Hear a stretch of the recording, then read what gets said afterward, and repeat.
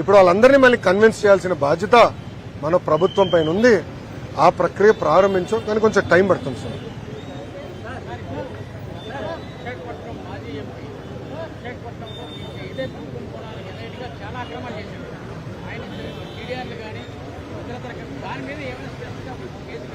రాజారెడ్డి రాజ్యాంగం విశాఖపట్నంలో మొన్నటి వరకు నడిచింది. కిడ్నాపులు జరిగినాయి.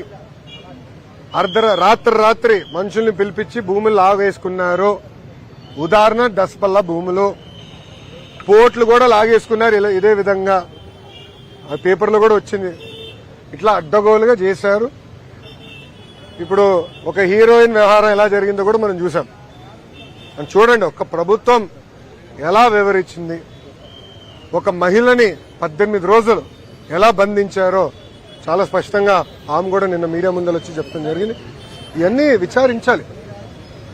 చట్టాలంటే కనీసం భయం అని ఉండాలి, లేదంటే భక్తి అని ఉండాలి. రెండు లేకపోతేనే దాని పేరు రాజారెడ్డి రాజ్యాంగం. So we will take action. Yes madam. ఒక్క నిమిషం సార్, మేడం గారు అడుగుతున్నారు. అవునా మేడం, అవును మేడం.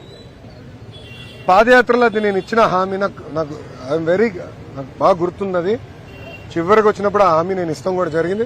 హామీకి నేను కట్టుబడి ఉన్నా. ఆల్రెడీ మేము అధికారులతో వర్క్ స్టార్ట్ చేయించాము. 100% చేస్తాం. ఒక్క నిమిషం. అవును సార్ గురుగారు, 100% స్టార్ట్ చేస్తాం. కానీ నేను కూడా మిమ్మల్ని కోరేది కొంచెం సమయం ఇవ్వండి ప్రభుత్వానికి. ఒక్క నిమిషం దయచేసి అర్థం చేసుకోవాలి. ఏంటంటే ఇప్పుడున్న పరిస్థితుల్లో జీతాలు 1వ తారీఖు నాడు చెల్లిస్తే గొప్ప, పెన్షన్ 1వ తారీఖు ఇస్తే గొప్ప. అలాంటిది చంద్రబాబు నాయుడు గారు సండే గనక 31 తారీఖునే, అంటే 1వ తారీఖు సండే ఒక రోజు ముందలే ఇవ్వండి అని నేను కేబినెట్ లో చెప్పాను.